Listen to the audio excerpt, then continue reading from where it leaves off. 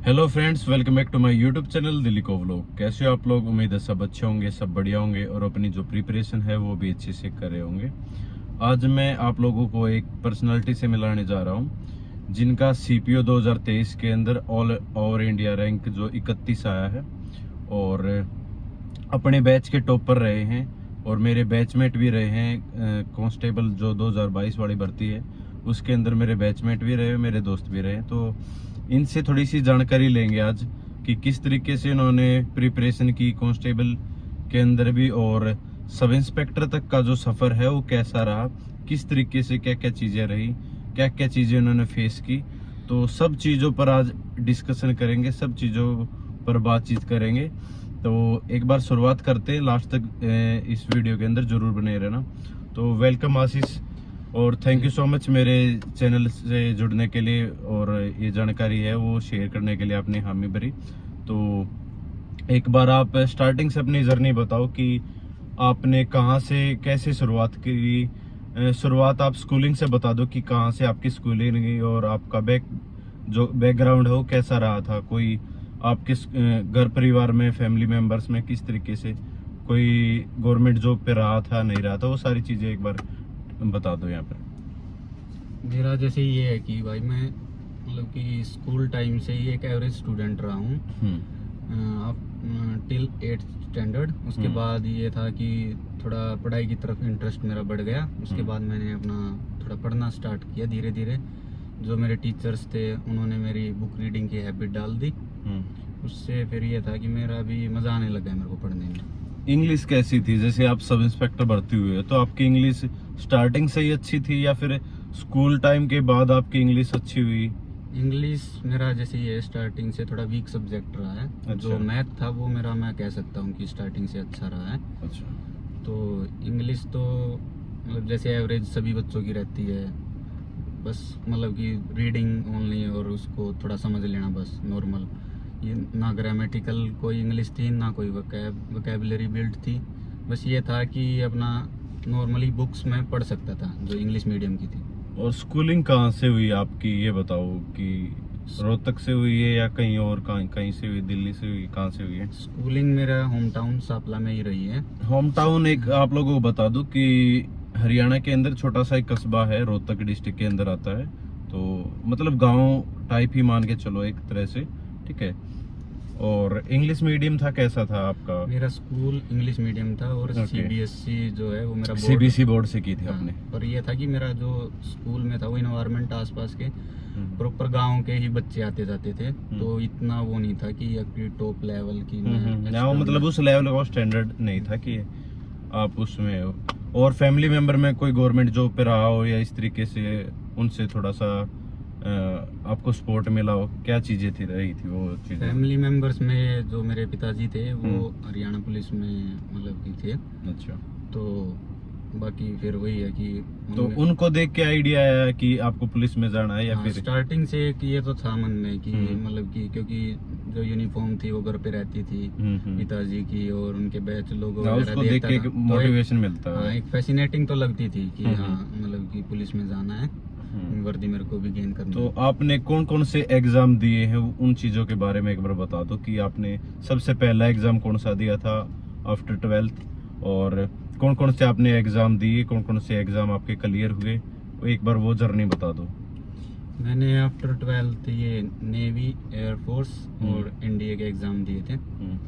तो navy AA में मेरा सिलेक्शन हो रखा था और एयरफोर्स में एक्स ग्रुप में हो रखा था और एनडीए में मैं देहरादून से कॉन्फ्रेंस आउट हूँ। ओके। और उसके बाद कोई और एग्जाम दिया हो, या जो आपका कांस्टेबल का एग्जाम हुआ था 2022 वाला, 2022 पे से उससे पहले कोई और एग्जाम दिया हो? उसके साथ साथ एक मैंने SSC CHSL दिया था जिसमें मेरे को पोस्टल असिस्टेंट मिली भिवानी। अच्छा। तो वो आपने नहीं ज्वाइन की? नहीं, वो क्योंकि आफ्टर ट्रेनिंग उसकी ज्वाइनिंग थी तो मैंने वो ड्रॉप कर दी क्योंकि उसमें टाइम मैनेजमेंट नहीं हो पा रहा था। और मेरे को जो पोस्टिंग मिली थी कांस्टेबल में वो एक सुटेबल मिल गई कि जिसमें मैं अपना मतलब टाइम मैनेजमेंट कर सकता था ड्यूरिंग प्रिपरेशन। तो आपका कितना क्या स्कोर रहा था कांस्टेबल के एग्जाम के अंदर, जो आपका दिल्ली पुलिस का? ये आपका पहला ही एग्जाम था दिल्ली पुलिस का? हाँ, दिल्ली पुलिस का मेरा फर्स्ट अटेम्प्ट था। पहले अटेम्प्ट में इन्होंने दिल्ली पुलिस से वो निकाल दिया था। और अच्छा स्कोर, कितना स्कोर रहा था आपका? मेरा 74 रहा। 74 स्कोर रहा था और वो लिस्ट 72 पे गई थी। 72 जनरल हाँ। 72। तो आपने उस चीज़ की प्रिपरेशन कहाँ से की थी? जीएस वगैरह कहाँ से कवर किया था? मैथ है, रीजनिंग का इम्पोर्टेंट रोल है, ठीक है। कांस्टेबल का जैसे मेरा जब एग्जाम था तो उस टाइम पे मेरा CPO 2020 भी था, तो मैं उसको टारगेट करके मेनली मैं अपना स्टडी कर रहा था। देखो एक चीज है कि आप ना एक बड़ा टारगेट लेके चलो, जो छोटे वाले टारगेट है ना वो ऑटोमेटिक अचीव हो जाएंगे आपके। कि आप मान लो जैसे ये सीजीएल की प्रिपरेशन कर रहे थे कि मेरा टारगेट सीजीएल है, तो सीजीएल में आपकी जीएस भी कवर होगी, रीजनिंग भी होगी, मैथ भी आपको कवर करना होगा। तो अगर आप बड़ा टारगेट लेके चलोगे तो ऑटोमेटिक जो बाकी के और एग्जाम है उससे कम नीचे के जो एग्जाम वो ऑटोमेटिक क्लियर हो जाएंगे। अब ये बताओ, आपने कोई बैच लिया था या कहीं ऑफलाइन स्टडी की थी या फिर कैसे क्या रहा था? वो एक बार वो बता दो, सेल्फ स्टडी की थी, क्या किया था? मेरा ये रहा सर, जैसे मैं आफ्टर 12th में दिल्ली अपनी ग्रेजुएशन परस्यू करने के लिए चला गया। मेरी जो कॉलेज है वो किरोड़ीमल कॉलेज रहा है, उधर नॉर्थ कैंपस में। क्या किया था आपने? बीएससी कर रखी है, क्या कर रखा आपने? मैंने कर रखा BSc फिजिकल साइंस, ओके। जो तीनों सब्जेक्ट से होती है, मैथ, फिजिक्स, केमिस्ट्री। ठीक है। तो वहाँ जाने के बाद एक नियर बाय जो है मेरे मुखर्जी नगर लग रहा था, क्योंकि मेरा नॉर्थ कैंपस था, तो एक इन्वायरमेंट था उधर कंपटीशन का। और साथ के साथ जो साथ के बच्चे थे, सीनियर्स थे, वे भी ऑलरेडी एक रेपुटेटेड जॉब्स पे लगते जा रहे थे, तो उनसे भी एक मोटिवेशन मिलता गया कि हाँ हम भी कर सकते हैं, अगर हमारे सीनियर्स लग रहे हैं तो हम भी लग सकते हैं। तो वहीं से अपना ये था कि पहले अपना NDA वगैरह ट्राई किया, टेक्निकल एंट्रीज दी, SSB दी, पर उसमें लगा कि OLQ मिसिंग हैं, तो फिर सोचा कि चलो मूव ऑन कर लेते हैं SSC की तरफ, वो भी एक बेटर ऑप्शन है। तो फिर ये था कि सेकेंड ईयर होने के बाद थर्ड ईयर में अपना SSC की तरफ मैं मूव ऑन हो गया। अच्छा, मतलब आपने ग्रेजुएशन के टाइम ही, सेकंड ईयर थर्ड ईयर के टाइम ही आपको प्रिपरेशन करने लग गए थे गवर्नमेंट जॉब की? हाँ, उस टाइम पे ये था कि पहले तो ये था कि क्योंकि NDA वगैरह में, इनमें जो भी है, नेवी में, एयरफोर्स में, ये 11th-12th का मैथ आता है, तो उसके बाद SSC में थोड़ा सिलेबस चेंज है। उसमें थोड़ा सा अलग पैटर्न हो जाता है। अलग पैटर्न हो जाता है, तो उसको फिर मैंने प्रॉपर टारगेट करते हुए SSC को मैंने अपनी थर्ड ईयर में प्रिपरेशन स्टार्ट कर दी। तो मेन प्रॉब्लम मेरे साथ ये आती थी, लैब भी अटेंड करनी रहती थी, और फिर वही है कि कोचिंग लूँ तो वहाँ पे भी जाना, तो वहाँ पर क्लासेस भी अटेंड करनी होती हैं ग्रेजुएशन अगर आप कर रहे हो तो, और फिर जो टाइमिंग का इश्यू रह जाता है।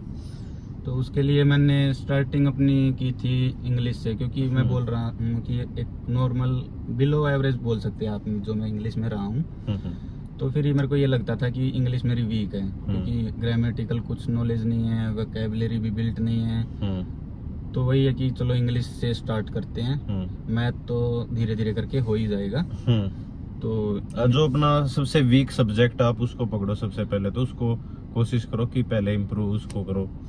तो मैं अपना इंग्लिश के लिए मैंने उधर जो भी ऑफलाइन, उस टाइम पे ऑफलाइन बैचेस अवेलेबल थे, ऑनलाइन क्लासेस इतना नहीं था। ऑनलाइन जो क्लासेस है वो कोरोना के बाद ज्यादा सामने आई है, उससे पहले ज्यादातर ऑफलाइन ही क्लासेस थी, ऑफलाइन ही सब कुछ था।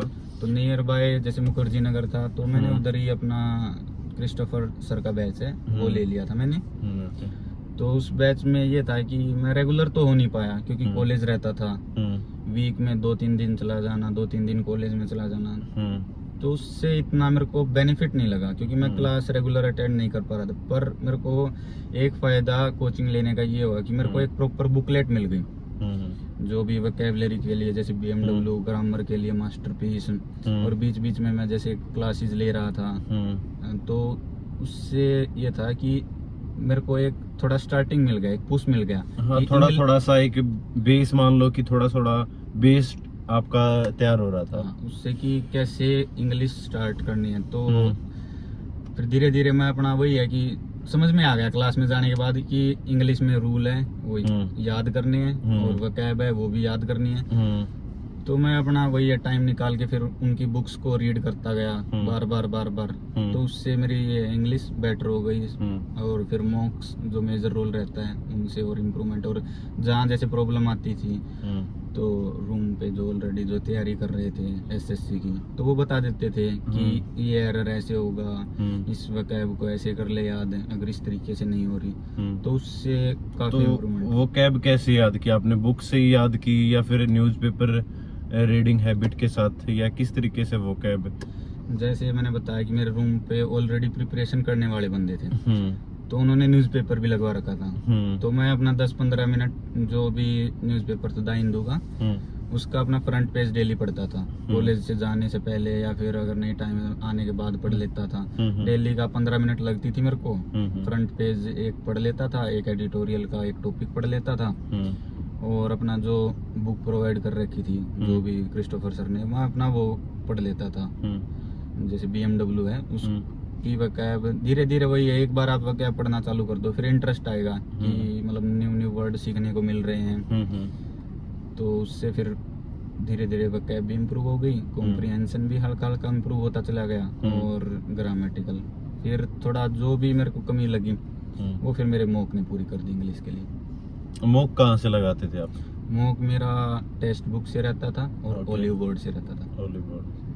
जहाँ से भी आपको मौका मिले मॉक लगाने का, आप फ्री में मॉक टेस्ट लगाओ या वैसे भी लगाओ, मॉक टेस्ट जरूरी हो जाते हैं। स्टार्टिंग में जैसे ये रहता था वीकली बेसिस पे, जो ओलिव बोर्ड जिसका पहले नाम एसएससी ट्यूब था, उस पे मैं ये था कि वीकली बेसिस पे लगाता था। एक संडे को फ्री मॉक आता था, उसको लगा लेते थे, और मंडे को उसका जो भी रिजल्ट आता था उसको अपना मतलब एनालिसिस कर लेते थे क्या कुछ कमी है। तो आपने ज्यादातर जो कंटेंट है वो बुक से ही पढ़ा है? हाँ, सेल्फ स्टडी से ही रहा है। और जो आपका मैथ है वो कहाँ से कवर किया, किस टीचर से आपने कवर किया, कहाँ से आपने पढ़ाई की?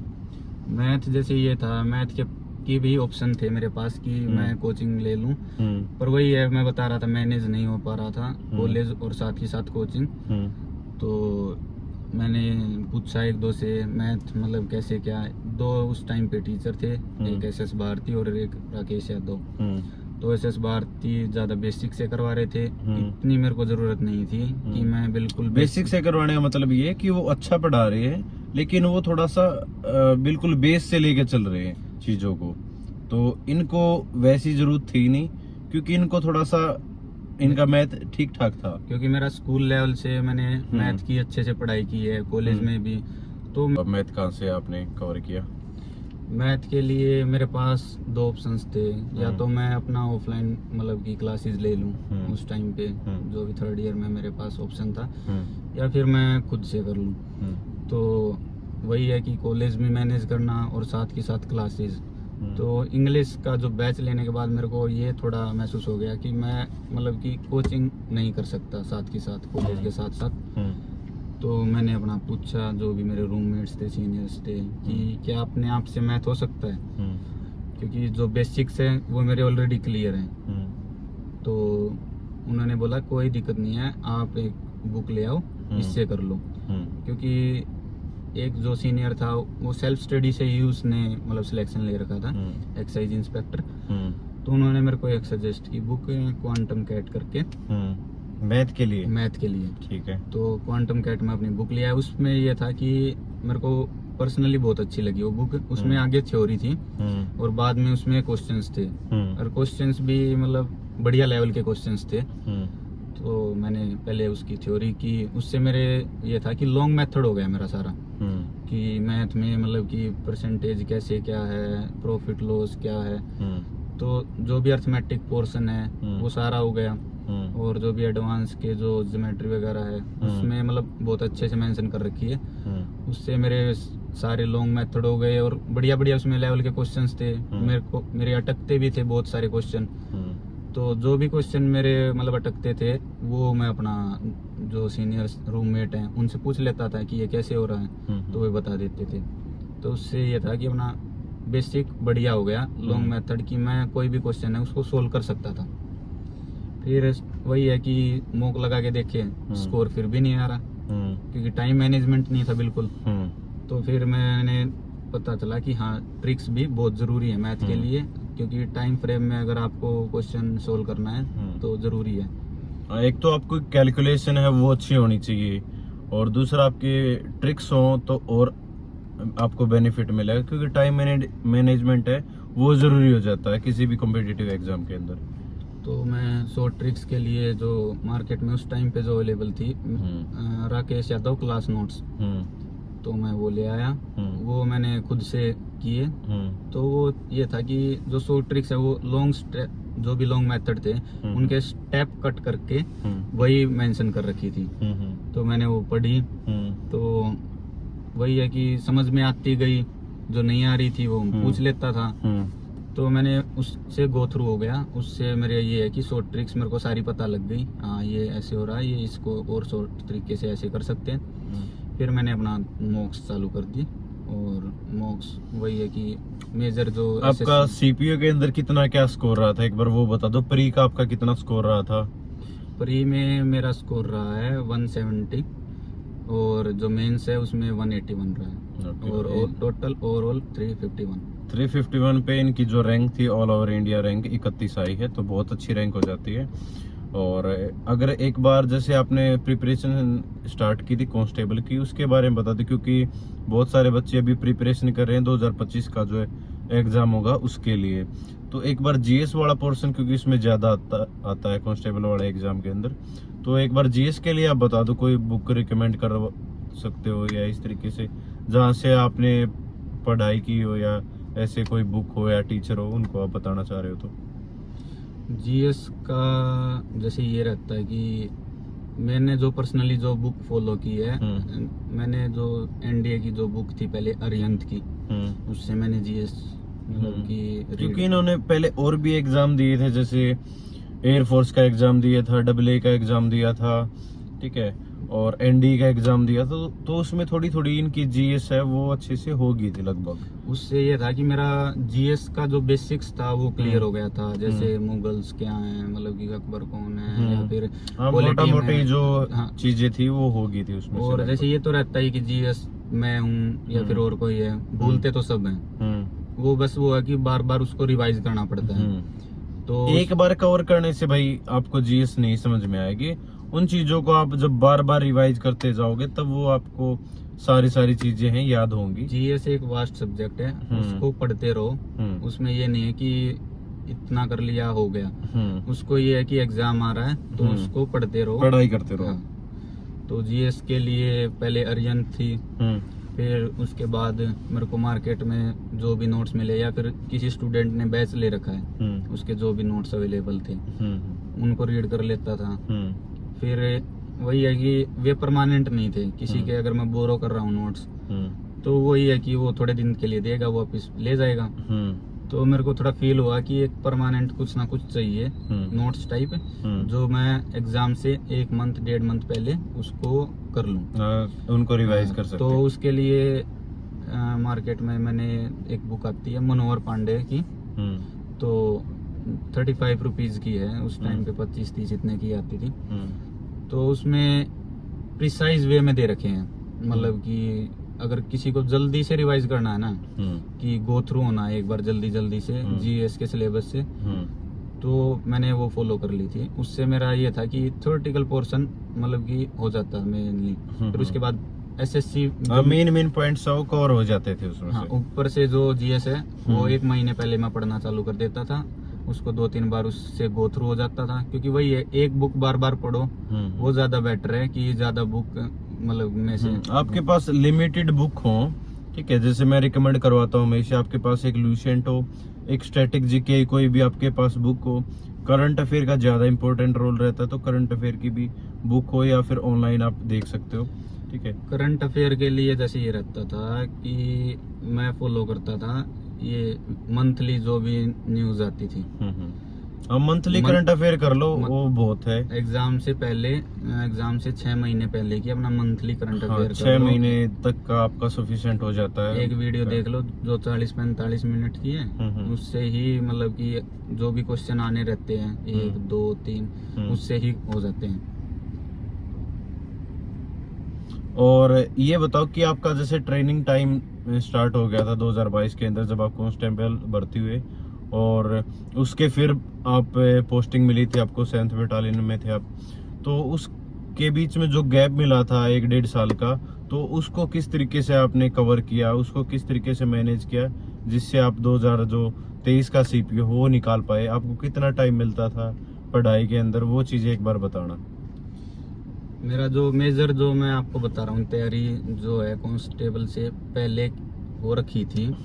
उस टाइम पे भी जैसे ये था कि सीजीएल मेरा प्री क्वालिफाई था, पर मैं मेंस नहीं दे पाया क्योंकि इसकी ज्वाइनिंग आ गई थी कांस्टेबल की। और उस टाइम पे आफ्टर कोरोना ये हो गया था कि हाँ मतलब कि एक जॉब तो करनी पड़ेगी, घर का भी थोड़ा लगा लो एक मतलब प्रेशर आ गया था कि हाँ जॉब करनी पड़ेगी।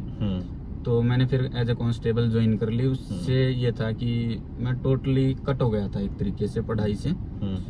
मैं 1 साल के अराउंड मतलब कि 1.5 साल के अराउंड मैं बिल्कुल मतलब किताबों से टच दूर हो गया। मेरे को थोड़ा ये लगने लग गया था कि अब नहीं हो पाएगा कुछ भी। तो ट्रेनिंग में तो हेक्टिक शेड्यूल था ही। हाँ, वो तो ट्रेनिंग टाइम में इतना टाइम नहीं मिल पाता भाई। आपको बता देता हूँ, जो भी ट्रेनिंग आगे ट्रेनिंग करने वाले हैं या जो भी ट्रेनिंग पे भी, उनको ही पता होगा कि ट्रेनिंग टाइम पे इतना टाइम नहीं मिल पाता कि आप ज़्यादा पढ़ाई कर पाओ, क्योंकि दिन के अंदर आपकी सारा ट्रेनिंग प्रोसेस चलता रहता है, पीटी वगैरह, रनिंग वगैरह, ठीक है, परेड वगैरह और इंडोर क्लासेज। और फिर शाम को आपको जल्दी लाइट ऑफ हो जाती है 10 बजे तक, तो इतना वहाँ पर टाइम नहीं मिल पाता। तो ट्रेनिंग में तो प्रिपरेशन हो नहीं पाई। तो उसके बाद ये था कि मैं ब्लेस्ड हूँ कि मेरी पोस्टिंग 7th बटालियन में आई। तो वहाँ जाने के बाद 1-2 महीना मैंने थोड़ा ड्यूटी को देखा कैसे क्या है कंपनी में है, जैसे 24 है। तो थोड़ा वहाँ एनालिसिस किया कि ड्यूटी को मैं कैसे मैनेज कर सकता हूँ। तो उधर जाके मैंने थोड़ा अपना एडजस्टमेंट किया कि मैं अपना मतलब टाइम निकाल सकूं। और जो मेजर रोल जो मैं अपनी प्रिपरेशन में जो मैं मानता हूं वो है अपने यार दोस्तों का। वो उधर ही मतलब कि प्रिपरेशन कर रहे थे अभी भी मुखर्जी नगर में। कुछ तो मतलब कि ऑलरेडी मतलब कि बढ़िया जॉब पे लग गए, 1-2 जो उधर रहते थे। तो वही है कि मैंने उन्हीं का साथ वापस से पकड़ लिया अपना। मैं अपना पहले घर से अप डाउन कर रहा था, फिर मैं उधर ही स्टे कर लिया मैंने।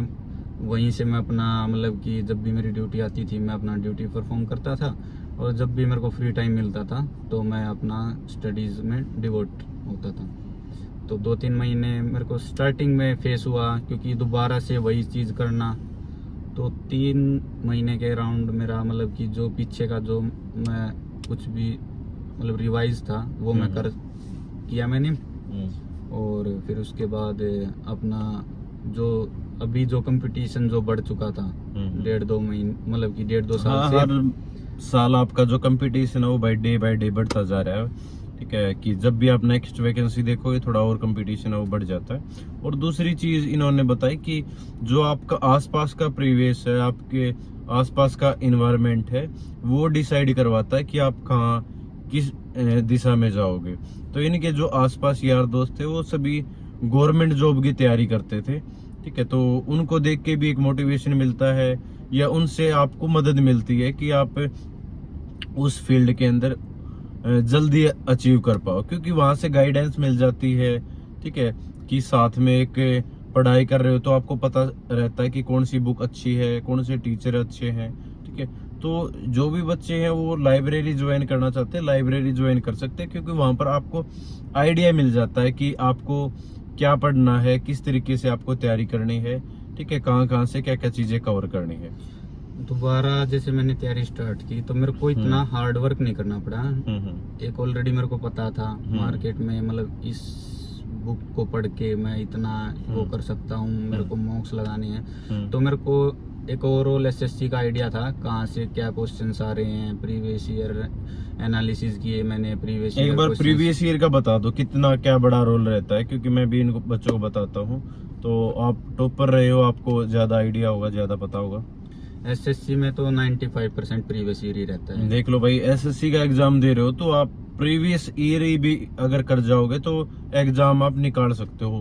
प्रीवियस ईयर का इतना बड़ा रोल रहता है।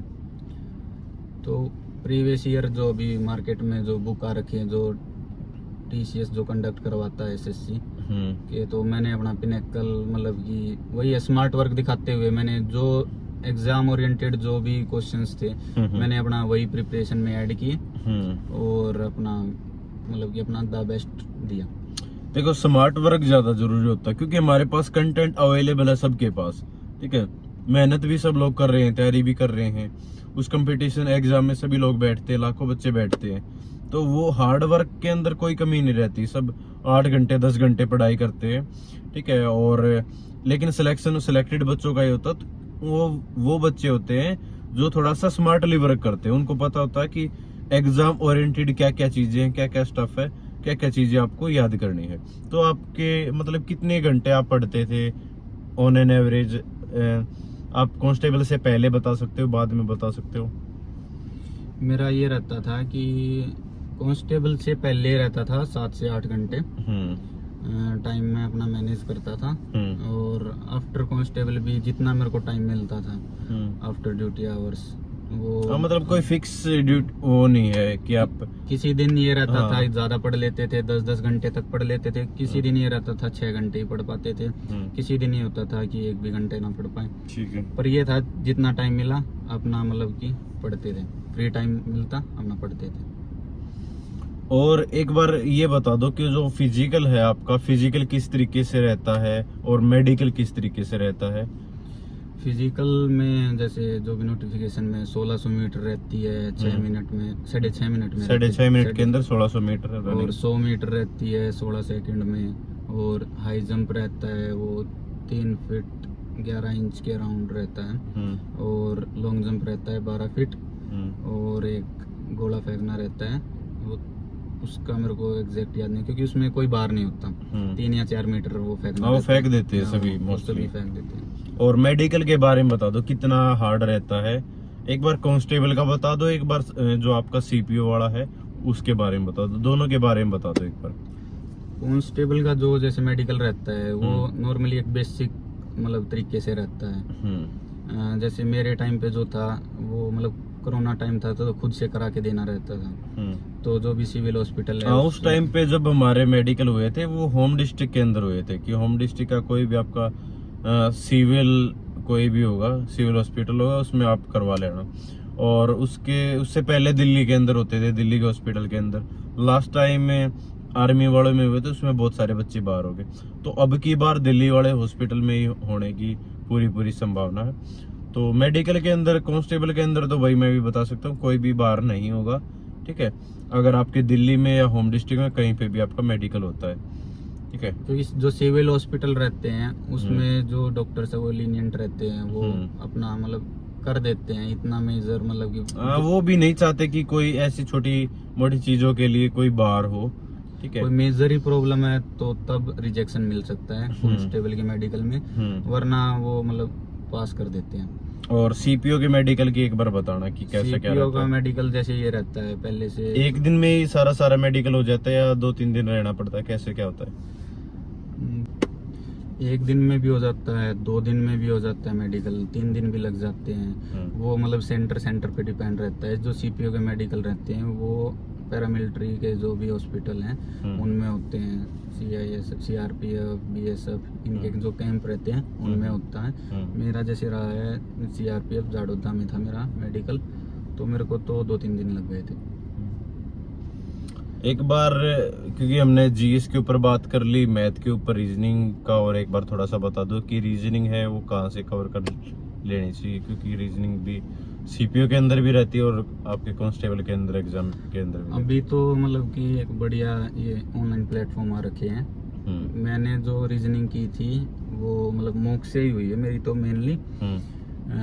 जो भी मेरे जो टॉपिक थे, जैसे जो सिलेक्टेड टॉपिक थे, कैलेंडर था, जैसे काउंटिंग ऑफ फिगर्स थी, तो उस टाइम पे मैंने यूट्यूब से कर ली थी जो टॉपिक्स जो नहीं पता थे। और जो ये थे कोडिंग डिकोडिंग वो साथ वालों से पूछ ली थी कि कैसे इनको ABCD को याद करें, तो उन्होंने शॉर्ट ट्रिक्स बता दी थी, इससे ये कर लें। और बाकी फिर वही है प्रैक्टिस, जितने मॉक्स लगाओगे, जितने रीजनिंग के क्वेश्चन सोल्व करोगे, उससे आपकी रीजनिंग इंप्रूव होगी। तो सिलेबस आपके पास, सबसे पहले तो सिलेबस होना चाहिए, आपको सिलेबस का पता होना चाहिए कि आपका सिलेबस क्या है। और सबसे मेन पॉइंट ये है कि आप सिलेबस को अच्छे से कवर करो। पहली बात तो आपको सिलेबस से कवर करना है, सिलेबस कवर करना है, वो किसी भी एक पर्टिकुलर टीचर से कर लो, अलग अलग टीचर पे जाने की जरूरत है नहीं। एक बार सिलेबस एक टीचर से कवर कर लो, उसके बाद आप वो चीजें कवर होने के बाद आप थोड़ा थोड़ा अलग अलग जगह से आप कवर कर सकते हो।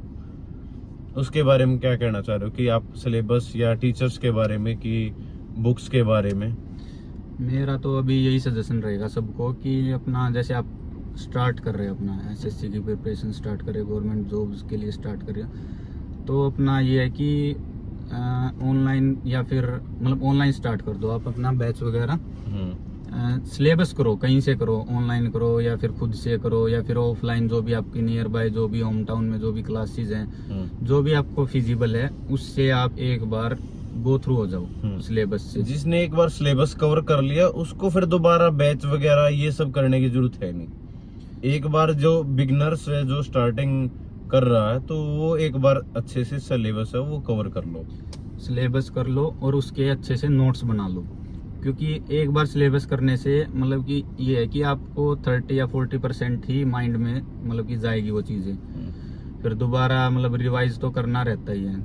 अगर मतलब नई नोट्स बनाओगे तो फिर दोबारा बैच देखोगे, फिर दोबारा टाइम वेस्ट। इससे अच्छा है कि जितना जल्दी हो सके अपना सिलेबस कर लो और फिर उसके नोट्स बना लो और मॉक्स लगाने चालू कर दो। जहाँ जो प्रॉब्लम आ रही है वो नोट से देख लो, अगर नोट से समझ नहीं आ रहा तो किसी से पूछ लो, अगर फिर भी कोई नहीं है पूछने वाला तो अपना दोबारा से वही क्लासेस देख लो जो भी जिस टॉपिक में प्रॉब्लम है। क्योंकि मैंने 1-2 क्लासेस देखी हैं तो उससे ये है कि हाँ मतलब कि जो टीचर्स हैं बहुत अच्छा करा रहे हैं, अपना द बेस्ट बहुत ही बेसिक तरीके से बताते हैं, तो अपना उससे अपना डाउट्स क्लियर कर लो। तो अभी के लिए इंग्लिश के लिए कोई टीचर है सजेस्ट करना चाह रहे हो कि जो भी अच्छा पढ़ा रहे हो इस तरीके से?